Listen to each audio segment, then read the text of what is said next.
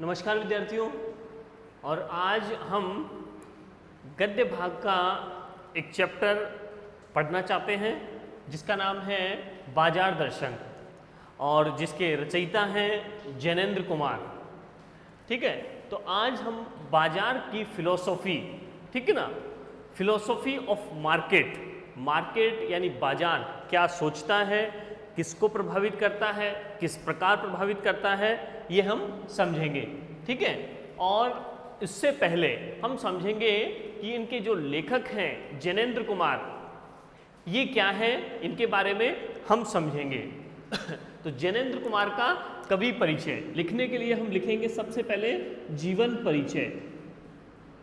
जीवन परिचय पहला पॉइंट होगा जीवन परिचय। इसमें हम लिखेंगे कि इनका जन्म हुआ है 1905 में, इनका निधन हुआ है 1988 में। ठीक है, 1905 और 1988 ध्यान रखना है, 1905 1988। इनके बचपन का नाम है आनंदी लाल। ठीक है, तो ये दो बातें हम लिख देंगे जीवन परिचय में। नेक्स्ट है हम लिखेंगे साहित्यिक परिचय।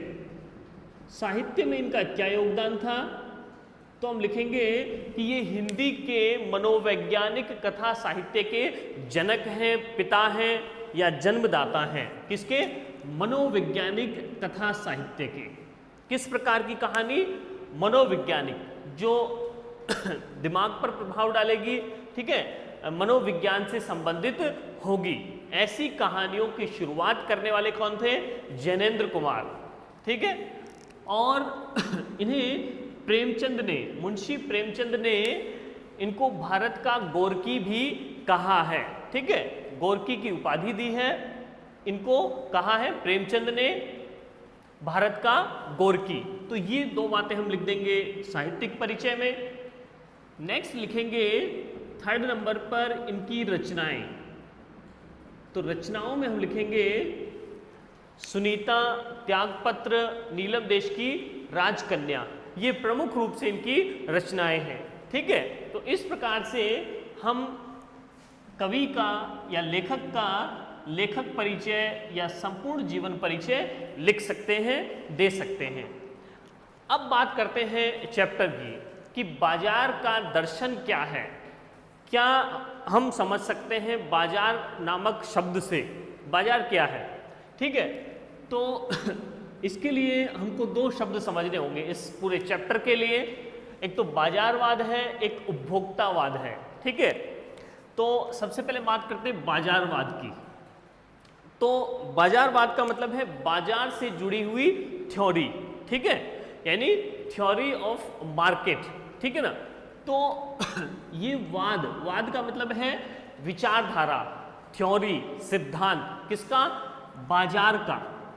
तो ये इसका क्या तात्पर्य हो जाएगा कि बाजार का मतलब है ऐसा स्थान जहां एक खरीदने वाला होगा, एक बेचने वाला होगा।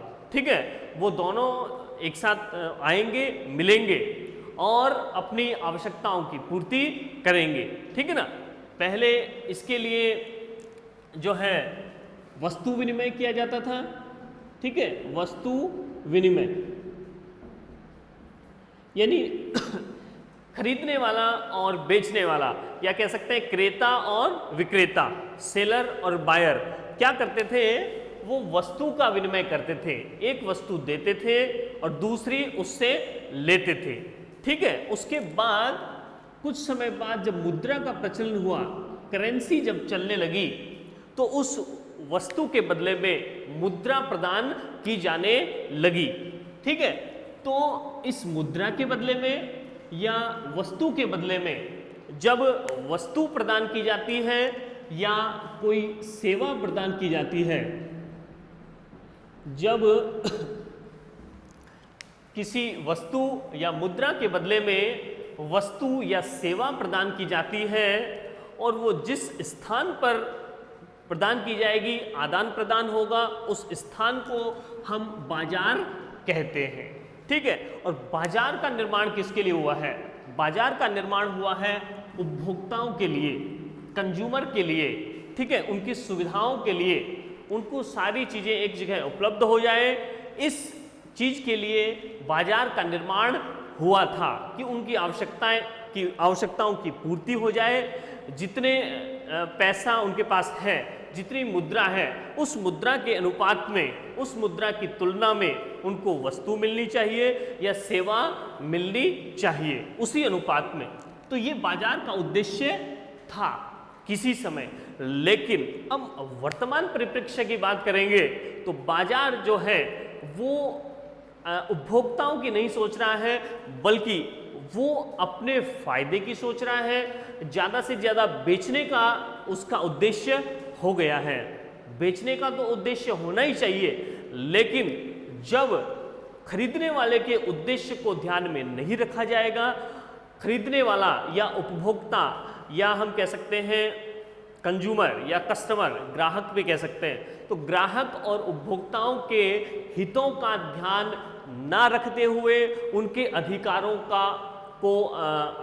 की अनदेखी करते हुए, जब केवल और केवल एकमात्र उद्देश्य होगा, बेचने का ही उद्देश्य जहां होता है, तो वह कहलाएगा बाजारवाद।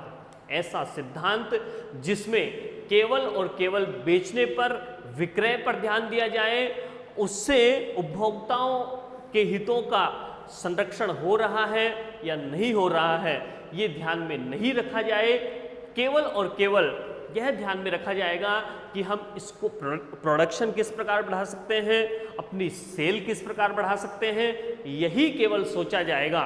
तो ये जो थ्योरी होगी, ये जो सिद्धांत होगा, ये कहलाएगा बाजारवाद। ठीक है, तो इसको सिंपल भाषा में हम कह सकते हैं अधिक से अधिक बेचने पर जोर देने वाला सिद्धांत, अधिक से अधिक विक्रय पर जोर देना।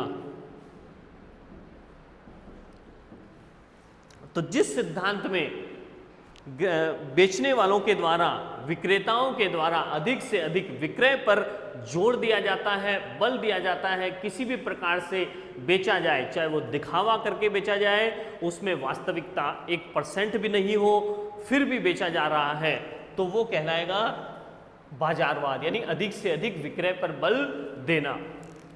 नेक्स्ट है उपभोक्तावाद। तो सबसे पहले हम समझेंगे उपभोक्ता क्या है। तो उपभोक्ता होता है जो किसी भी चीज का उपभोग करता है, कंज्यूमर कह सकते हैं उसको, जो किसी चीज को कंज्यूम करता है, किसी वस्तु को या किसी सेवा का उपभोग करने वाले व्यक्ति को उपभोक्ता कहते हैं। एक शब्द और है इसके समान ही, जिसका नाम होता है ग्राहक। तो ग्राहक होता है खरीदने वाला, जो मार्केट से कोई चीज खरीदता है तो वो ग्राहक हो सकता है।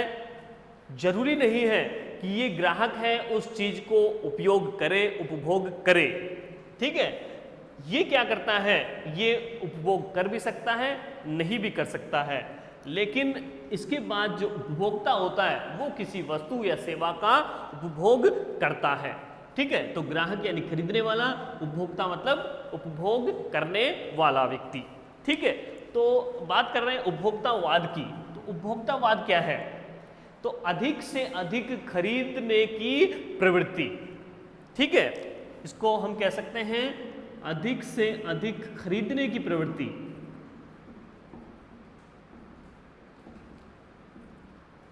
क्रय करने की प्रवृत्ति या क्रय करने पर बल दिया जाता है।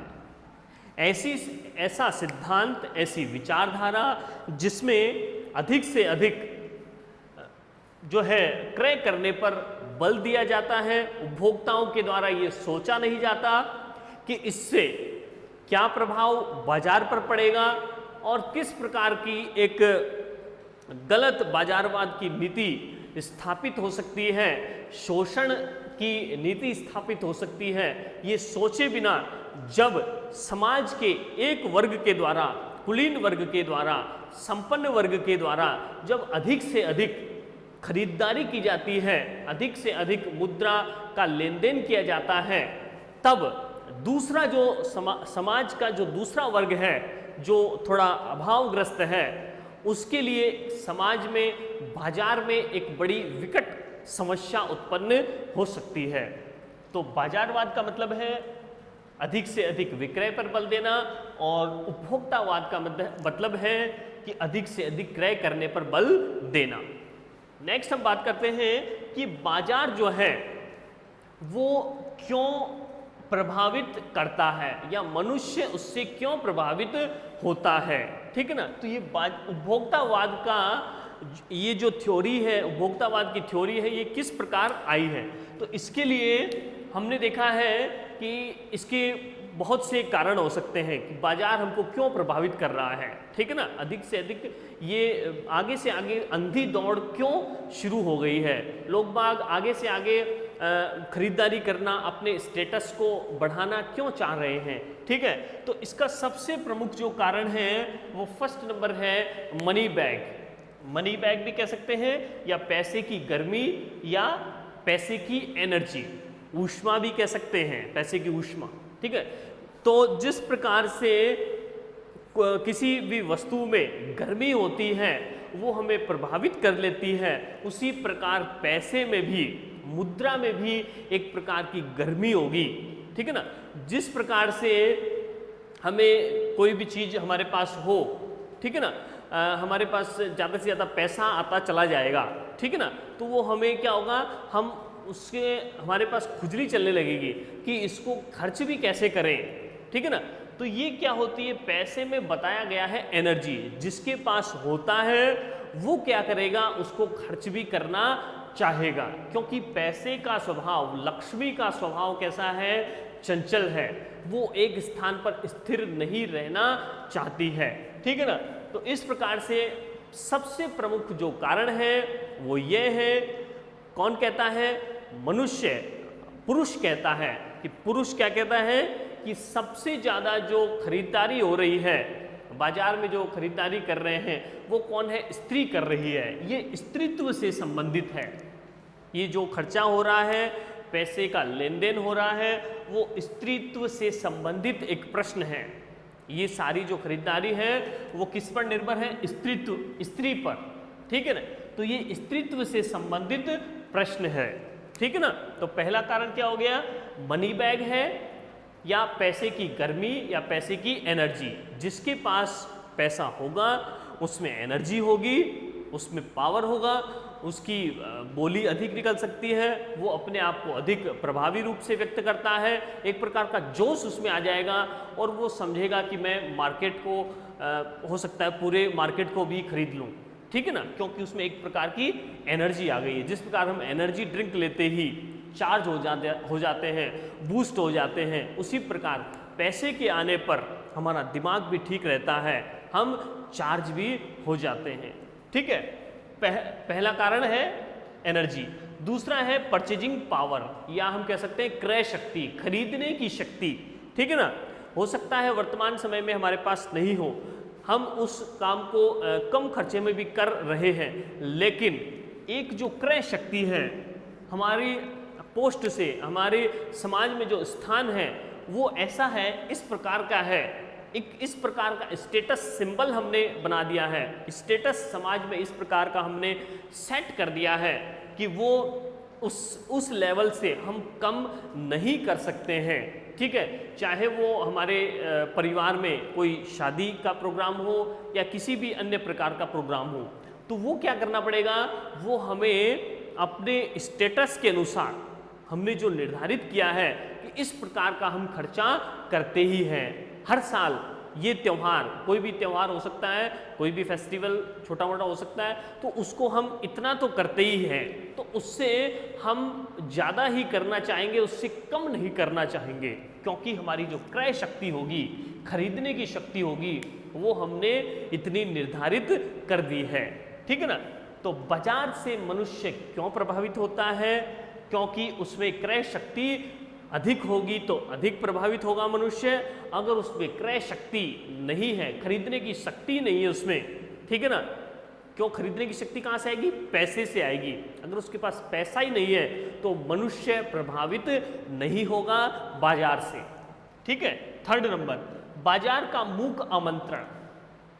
तो बाजार क्या करता है, आमंत्रित करता है, बुलाता है हमको, ठीक है, कि आओ आओ और मुझे लूटो। जितना भी बाजार में रखा हुआ है, ऐसा हमको लगता है कि उस सामान के बारे में बाजार हमसे कह रहा है कि आप लूट ले जाओ। किसके लिए रखा हुआ है ये? कस्टमर्स के लिए रखा हुआ है, ग्राहकों के लिए, उपभोक्ताओं के लिए ही रखा हुआ है, इसी के लिए इसको सजाया गया है। तो आओ और ले जाओ, ठीक है ना। तो वो बुला रहा है हमको, और वो आमंत्रण जो है, वो जो इनविटेशन है, वो किस प्रकार का है? वो मूक है, मौन है, ठीक है। वो बोल नहीं रहा है बाजार हमको, लेकिन हमको लग रहा है, हमको प्रतीत हो रहा है कि ऐसा है शायद। तो बाजार का जो आमंत्रण होता है वो मूक होता है, और वो क्या करता है, उससे प्रभाव क्या होता है? उसका ये प्रभाव है कि मनुष्य में अभाव जग जाता है, कमी उत्पन्न हो जाती है। मनुष्य को ना होते हुए भी लगने लगेगा कि मेरे अंदर ये कमी है, मेरे पास ये कमी है। जब वो बाजार में जाएगा तो वो अनेक प्रकार की चीज़ें वो देखने लगेगा, ठीक है। वो गाड़ियों की अनेक अलग प्रकार की देखेगा मॉडल्स, मोबाइल के अलग प्रकार के मॉडल्स देखेगा, या वो खाने पीने की जो भी चीज़ें हैं वो देखेगा, या घर में जितने भी सुख सुविधाओं के सामान हैं वो देखेगा। तो उन सब में उसको लगेगा कि मेरे पास तो बहुत कम है, मार्केट में इतनी बढ़िया बढ़िया स्पोर्ट्स कार्स हैं, इतनी बढ़िया बढ़िया 4 व्हीलर्स हैं, मेरे पास 2 व्हीलर ही है, ठीक है ना। और बहुत सी सुविधाएं हैं जो मैं ले नहीं पा रहा हूँ, जो कि मार्केट में है, और वो मेरे पास भी होनी चाहिए। तो इससे क्या होगा? मेरा जीवन खुशी से गुजर रहा है, ठीक है ना, मैं आराम से मेरे हिसाब से मैं अपने जीवन यापन कर रहा हूँ। लेकिन उस बाजार के कारण क्या होगा? मुझे लगने लगेगा कि मेरे जीवन में कमी है, बहुत कुछ नहीं है मेरे पास, तो ये होना चाहिए। और एक तिरस्कार का भाव पैदा होगा। तिरस्कार मतलब अपमान, मैं खुद से ही घृणा करने लग जाऊंगा कि मेरा जीवन ऐसा क्यों बीतता जा रहा है, ठीक है ना। मेरी भी लाइफस्टाइल ऐसी आलीशान होनी चाहिए, शाही जीवन में जीना चाहता हूँ, ऐसा क्यों नहीं है मेरे पास, ठीक है ना। तो वो जो बाजार है वो क्या करेगा? एक तो कमी का भाव जगा देगा हमारे अंदर, ठीक है ना, कि बहुत सारी कमियां हैं मेरे जीवन में, और मैं खुद से ही क्या करने लगूंगा? घृणा करने लगूंगा कि मैं क्यों जन्म लिया मैंने ऐसा, ठीक है ना। और एक अच्छा जीवन जीते हुए भी मैं खुद के कारण हीन भावना से, तुच्छ भावना से मैं ग्रस्त हो जाऊंगा। और सबसे प्रमुख जो है, बाजार से प्रभावित होने का सबसे प्रमुख जो कारण है वो है बाजार का जादू। बाजार में भी एक जादू है, ठीक है ना। जादू या कह सकते हैं इल्यूजन है, ठीक है ना।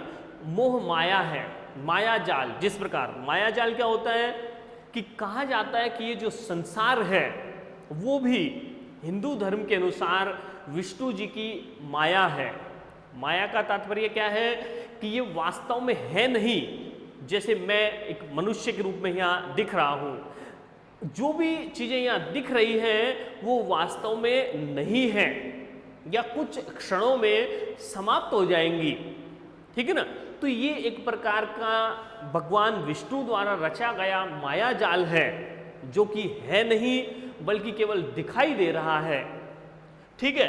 तो उसी प्रकार से बाजार में भी क्या होता है? एक इल्यूजन होता है, ठीक है ना। वास्तव में कुछ होता और है और हमें लगता कुछ और है। हमें लगता है कि ये हमें बहुत फ़ायदा देगा, कितने ऑफर्स आ रहे हैं बाजार में, ये तो हमको लेना ही चाहिए, कितने सस्ते सस्ते प्रोडक्ट्स मिल रहे हैं, और ये मेरे जीवन को कितना आरामदायक बना देंगे, ठीक है ना। तो ये ऑफर जो है वो बार बार नहीं आएंगे। हमको लगेगा कि मेरा जीवन इससे बहुत सरल बन जाएगा, लेकिन हो जाता है कष्टदायक, ठीक है ना।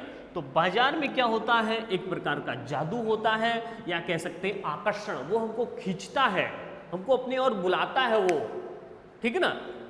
और वो कैसे काम करेगा? आंखों से काम करेगा। जब हम उसको देख लेंगे बाजार को, ठीक है ना, तो उससे खींचे बिना नहीं रह पाएंगे, हम उसके और न चाहते हुए भी खींचे चले जाएंगे, ठीक है ना। कैसे खींचे चले जाएंगे कि हमारा मन करेगा कि कम से कम एक बार तो देख ही लें, ठीक है ना।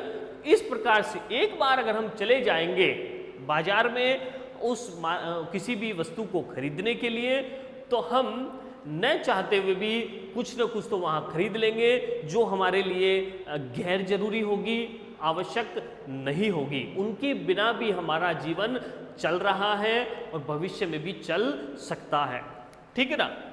तो बाजार में एक जादू होता है, आकर्षण होता है, आंखों के द्वारा वो शुरू होता है, आंखों से इफेक्ट करता है वो, ठीक है ना। जब हम देखेंगे तब वो जादू हमारे ऊपर चल जाएगा, बाजार हमको खींच लेगा।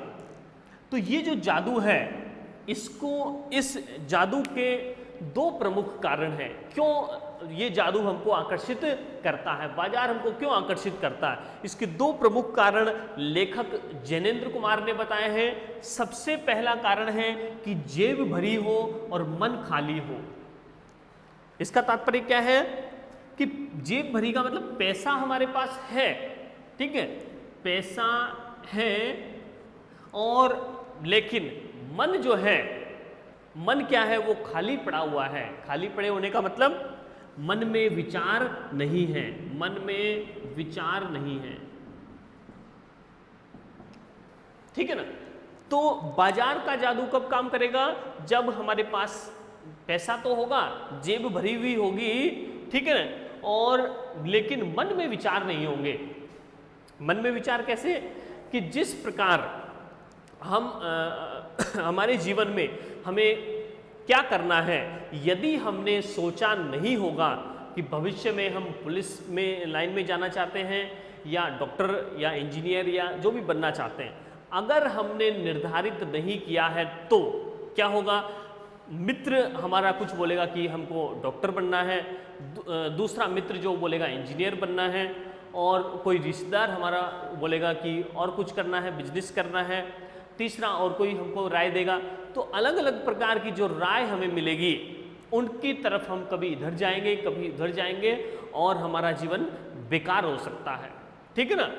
किस प्रकार, अगर मन में विचार नहीं है, अगर हमने मन में निर्धारित नहीं किया है, तो उसी प्रकार जब हम बाजार में जा रहे हैं, खरीदारी करने जा रहे हैं, और मन में हमारे कोई विचार नहीं है, हमारे मन में एक कोई लिस्ट नहीं बनी हुई है कि ये सामान हमको खरीदने हैं, अगर लिस्ट नहीं बनी हुई होगी तो क्या होगा, उससे हो सकता है अधिक मात्रा में भी हम खरीद लें, ठीक है ना।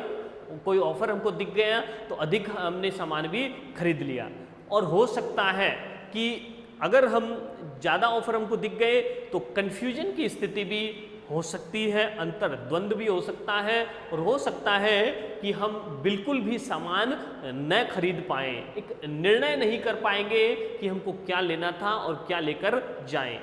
तो पहला कारण क्या है, बाजार जो आकर्षित करता है, बाजार का जो जादू है वो किस कारण असर करता है, अगर हमारे पास पैसा होगा और मन में कोई विचार नहीं होगा तो, ठीक है। अगर हम कुछ निर्धारित ही नहीं कर पा रहे हैं तो हमको बाजार जो हो वो खींच लेगा, ठीक है।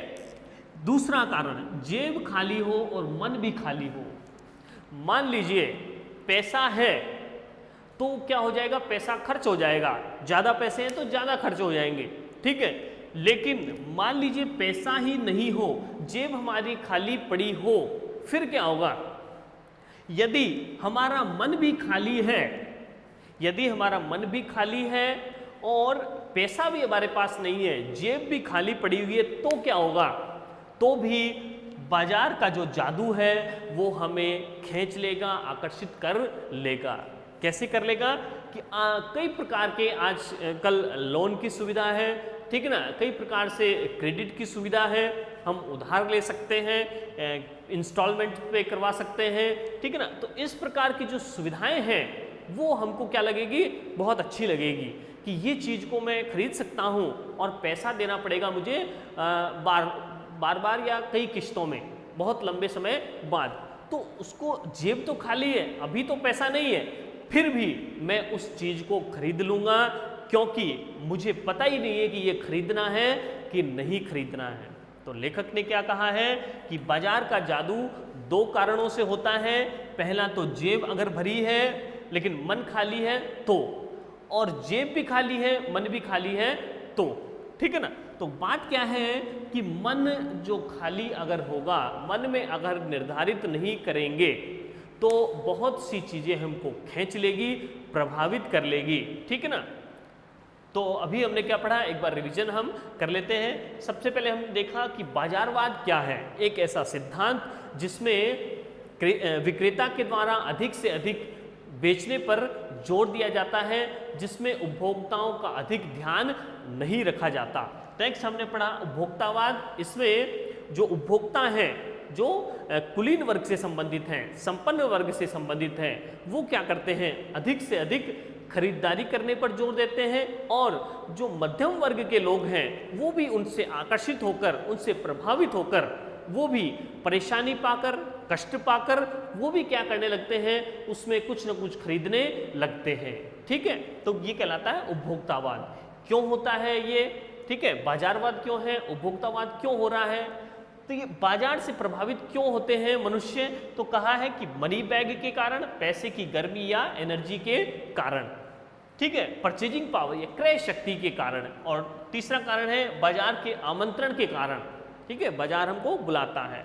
और सबसे प्रमुख जो कारण है वो बाजार का जादू है। बाजार का जादू आंखों के रास्ते से काम करता है, ठीक है ना, और दो कारणों से होता है। अगर जेब भरी होती है, मन खाली होता है तो भी हो सकता है, और जेब खाली है और मन भी खाली है तो भी जादू क्या कर सकता है, हमको चुंबक की तरह खींच सकता है। जिस प्रकार लोहा क्या करता है, लोहा क्या करता है, चुंबक की ओर आकर्षित हो जाता है न चाहते हुए भी, उसी प्रकार जो मनुष्य के दिमाग, जिस मनुष्य के दिमाग में कुछ नहीं हो, जिसका दिमाग बिल्कुल खाली होता है, वो भी अलग अलग प्रकार की विचारधाराओं से खिंचा हुआ चला जाता है। नेक्स्ट चैप्टर की अगला जो भाग है वो हम देखते हैं अगली क्लास में। धन्यवाद।